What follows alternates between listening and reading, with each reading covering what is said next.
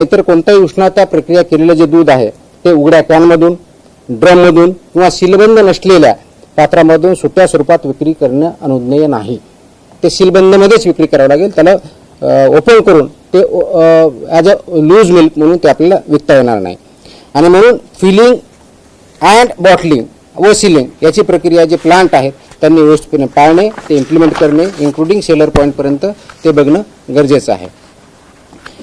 आणि जर raw milk असेल तर ते रॉ मिल्कवरती हे लिहिलं पाहिजे की याच्यामध्ये हे दूध कच्चं असून सेवन करण्यापासून उकळणं आवश्यक आहे, हे त्याच्यावरती लिहिणं गरजेचं आहे. आता याच्यामध्ये दूध संकलन केंद्राने काय करायचं हे मी दिलेलं आहे.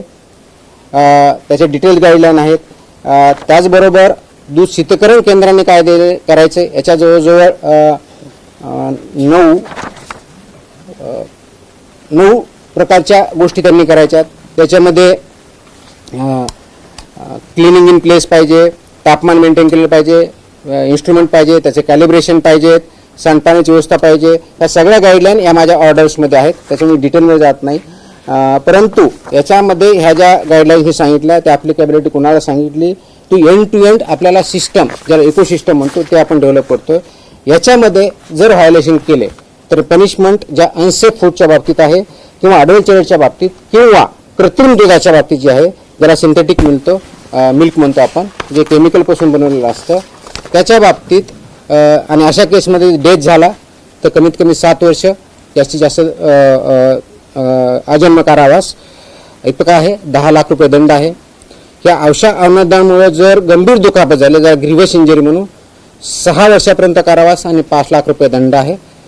गंभीर स्वरूपाची नसलेली दुखापत झाली तर 3 लाखापर्यंत दंड आहे, 1 वर्षाचा कारावास आहे.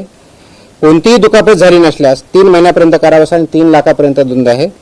आणि सबसिक्वेंटचा जर असेल तर ऑफकोर्स फर्स्ट कंडिशन 1 लाख रुपये दंड अतिरिक्त लावला जाऊ शकतो. अन्न सुरक्षा ऑफिसर जे आहेत आपले FSO यांनी जप्त केलेला किंवा ताब्यात केलेले दूध किंवा इतर कोणत्याही वस्तू हस्तक्षेप करता येणार नाही. ती हटवणे किंवा त्याच्याशी छेडछाड करणे हा 6 महिन्यापर्यंत कारावास आहे. त्याच्यामुळे ऑफिसरच्या याच्यामध्ये आपण जे म्हणतो की माझ्या सेंटरमध्ये, माझ्या युनिटमध्ये मी एंट्री करू देणार नाही, हे आपल्याला चालणार नाही.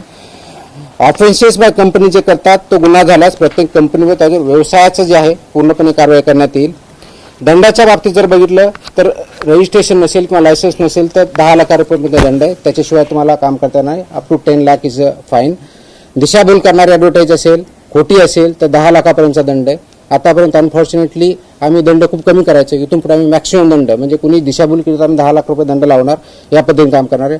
फॉल्स क्लेम इन्फॉर्मेशन दिली तर त्याच्यामध्येही 10 लाखापर्यंतचा दंड आहे. दुधामध्ये भेसळ करण्यासाठी वापरल्या जाणाऱ्या कोणत्याही पदार्थावरती भेसळकारक पदार्थाचा ताबा ठेवणे, तो पदार्थ आरोग्यास अपायकारक असल्यास 10 लाखापर्यंतचा दंड, इतर बाबतीत 2 लाखापर्यंतचा दंड ही तरतूद आहे. मागणी केलेल्या स्वरूपाचे, गुणधर्माचे किंवा गुणवत्ता नसलेले दूध किंवा दुग्धजन्य पदार्थ विकणे याच्यामध्ये 5 लाखाचा दंड आहे.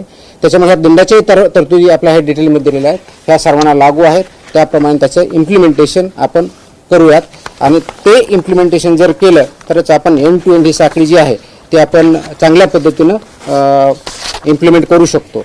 आता थोडक्यात जर याच्यामध्ये सांगायचं तर आमचं मिशन काय, आपलं मिशन काय महाराष्ट्राचं, तर महाराष्ट्राचं मिशन आहे की महाराष्ट्रातल्या प्रत्येक नागरिकाला हे आपल्याला सुरक्षित अन्न द्यायचं आहे, शुद्ध सकस दूध द्यायचं आणि त्याच्या माध्यमातून आपल्याला भेसळमुक्त महाराष्ट्र दुधाच्या बाबतीत करायचं आहे. हे करत असताना फूड सेफ्टी मॅनेजमेंट सिस्टम आपल्याला डेव्हलप करायची, पूर्ण इकोसिस्टम आपण डेव्हलप करत आहोत. आणि याच्यामधलं गायडिंग प्रिन्सिपल हे पब्लिक हेल्थ हे आहे आणि त्याचबरोबर जेन्युइन बिझनेसेस जे आहेत त्यांना प्रमोट करणं, त्यांना सपोर्ट करणं आहे आणि नॉन जेन्युइन बिझनेसेस जे आहेत त्यांना पनिशमेंट करणं, त्यांना सिस्टमच्या बाहेर काढणं हे आहे. याच्यामध्ये आरोग्यविषयाच्या दुधातल्या ज्या थोडक्यात मी परत रिपीट करून चिंता काय आहेत तर पाण्याची भेसळ होते, हा महत्त्वाचा मुद्दा आहे. सिंथेटिक दूध वापरलं तर दुसरा मुद्दा आहे.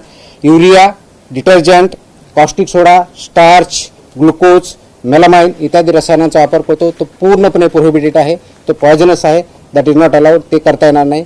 मिल्क फॅट व एसएनएफ याचं मानांकाप्रमाणे मानांकांचं उल्लंघन करता येणार नाही.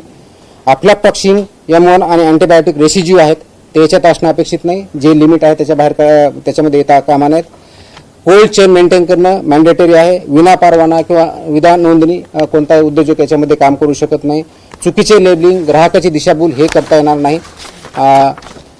अस्वच्छ परिसर किंवा अन्न हाताळा कर्मचाऱ्याच्या हेल्थकडे दुर्लक्ष किंवा अनहेल्दी कर्मचाऱ्यांनी ते करणं हे अपेक्षित नाही आहे. आणि म्हणून फार्म टू प्लेट या तत्वावरती ही जी इकोसिस्टम